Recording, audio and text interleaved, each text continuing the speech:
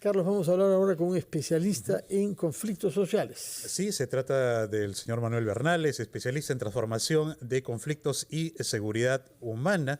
Es necesario profundizar, ¿no?, en un conocimiento de cuál es la situación real que estamos viviendo en nuestro país en este contexto de una ola de violencia con manifestaciones, protestas, bloqueos en las vías. Es importante determinar con claridad cuáles son las causas, pero también conocer cuáles son las consecuencias y a partir de ahí que podamos tener una luz para la solución de estos problemas que tenemos en la región sur del país. Recordamos que Manuel Bernales ha trabajado desde los años 60 en Cusco, Puno, Apurímac, Madre de Dios y 12 países de América Latina y el Caribe. Experiencia suficiente para poder atender a su explicación. Señor Manuel Bernales, muy buenos días, bienvenido a Ampliación de Noticias. Muy buenos días, muchas gracias por la invitación.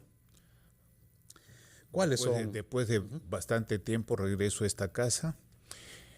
Permíteme decirle un asunto a la yugular. La entrevista que acabamos de escuchar revela dos cosas que tienen que ver con la situación del país. El formalismo en que vivimos, la red tupida de cuestiones legales con las cuales se pretende transformar el país solo con legislación.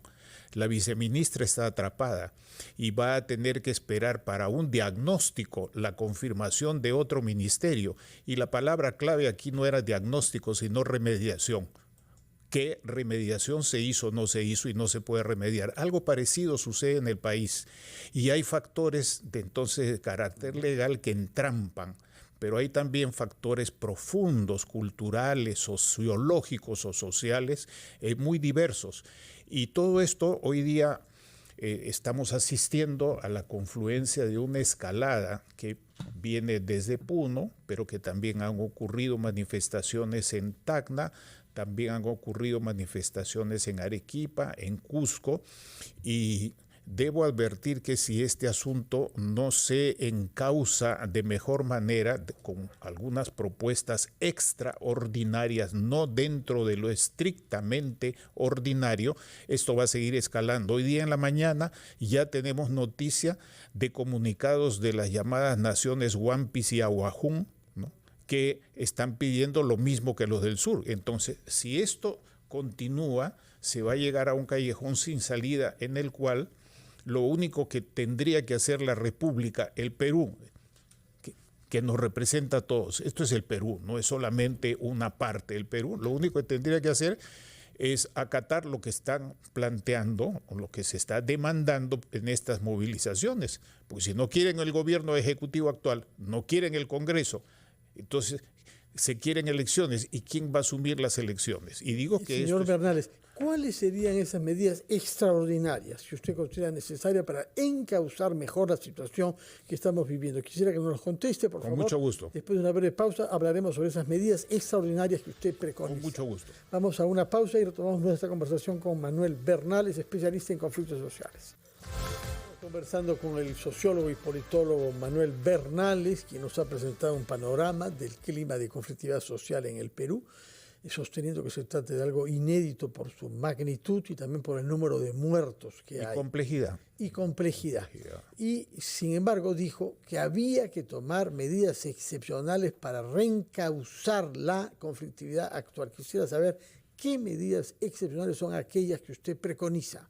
Hay algunas cuestiones básicas que son, primero, tener la absoluta convicción de mirar la realidad, primero la realidad.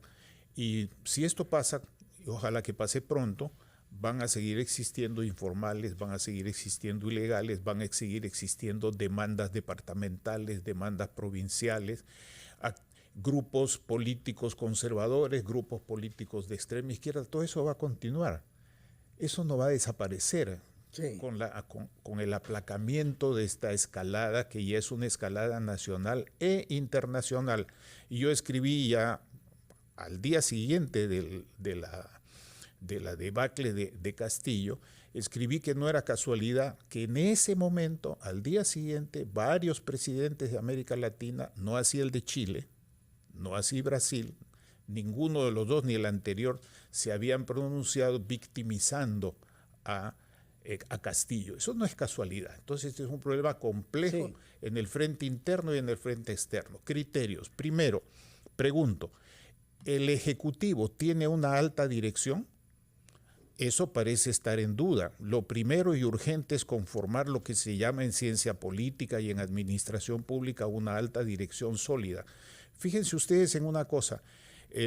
Raúl Molina, que está Sí. como asesor de la presidenta, dice estar como jefe técnico de la de un presidencia. gabinete técnico. Sí. Bueno, ¿cuál es lo técnico ahorita? Dime, por favor, ¿cuál es lo técnico? Este es un asunto esencialmente político. Deberíamos estar hablando de un comité de alta dirección político y administrativo del gobierno, del Pero Ejecutivo del técnico, Perú. naturalmente se refiere al hecho de que habiendo sido viceministro de Gobernanza Territorial, es un especialista en negociaciones, tal y como ha demostrado Ya. en muchas oportunidades anteriores.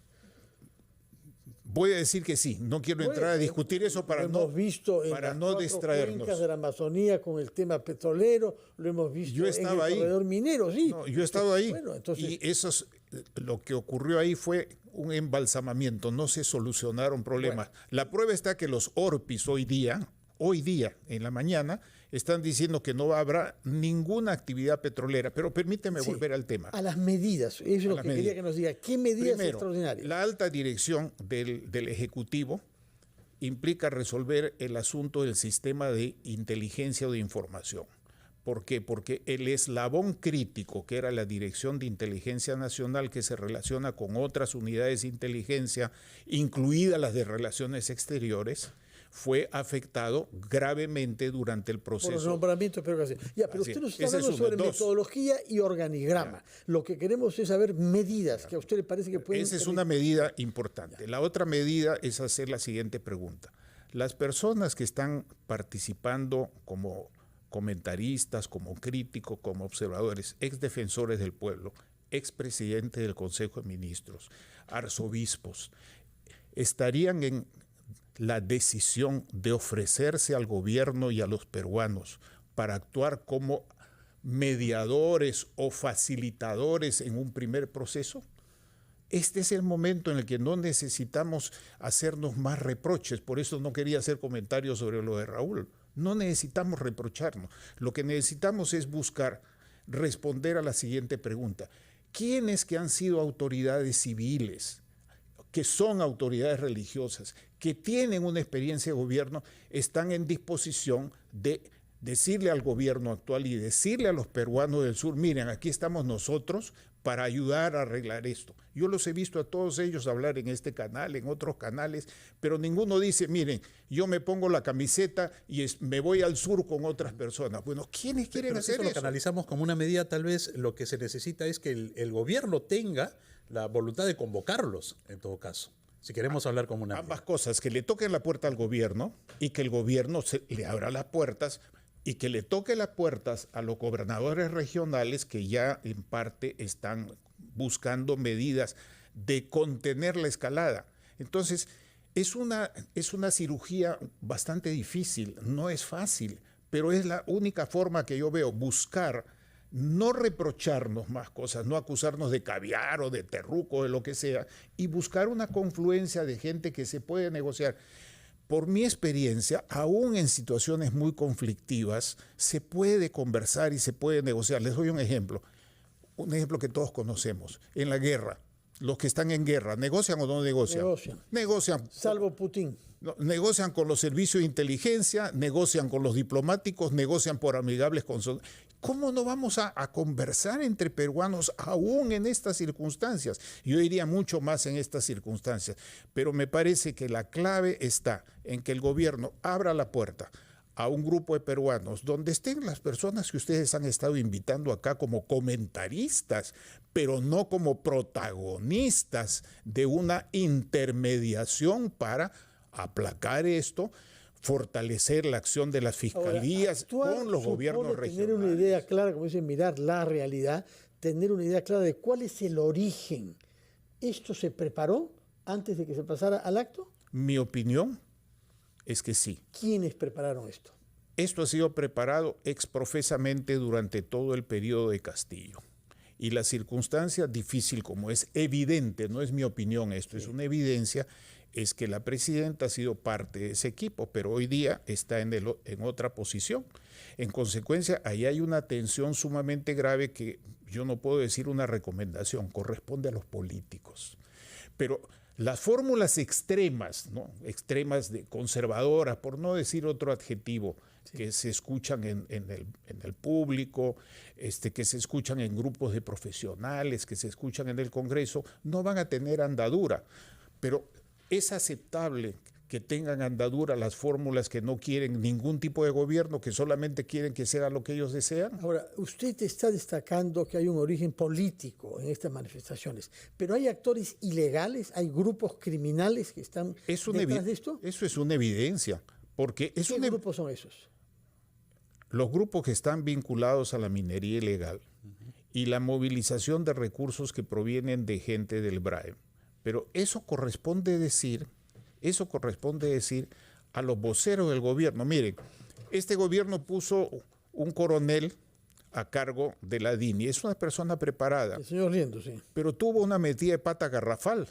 Si él sabía que ya que ya iba a ser el director de la DINI, ¿para qué se pone a hablar en público? El director de inteligencia tiene que ser un mudo, no un vocero, no un periodista, no un discurseante. Y yo con esto no le quito las capacidades que tiene él, pero quien se haga cargo de esto tiene que saber cuáles son su misión, cuál es la misión y cuáles son sus límites. Por eso yo decía, no por una cuestión de solo organigrama, de solo formal, que es necesario cohesionar una alta dirección del Ejecutivo para que pueda trabajar con los gobiernos regionales, para que pueda trabajar con la Iglesia Católica u otras iglesias cristianas, para que pueda trabajar con los que han sido presidentes del Consejo de Ministros. Yo podría decir aquí, uno que no ha sido presidente del Consejo de Ministros, Coco Nieto, Juan Jiménez Mayor, Waltercito Albán, con quien hemos trabajado años cuando éramos jóvenes, íbamos a las zonas de conflicto armado a dar clases a los campesinos sobre derecho internacional humanitario y derecho de la guerra. O sea, conocemos estas cosas. En consecuencia, no hay una fórmula, eso es lo que quiero decir. Hay que intentar la intervención de otros actores. Manuel Bernales, muchas mirando gracias por venir y por transmitirnos el entusiasmo que usted tiene en la búsqueda de soluciones a través de la formación de un grupo especial conducido por la alta dirección. Un microañadido, ¿me permite? Por favor, sí. Un microañadido. El Perú no puede ser un mudo en el mundo internacional. Aquí no se ha convocado, que yo sepa, ni una sola vez a la prensa extranjera, a los corresponsales extranjeros. No hay ninguna embajada o misión diplomática del Perú que sea pronunciado. Entonces no podemos ser mudos.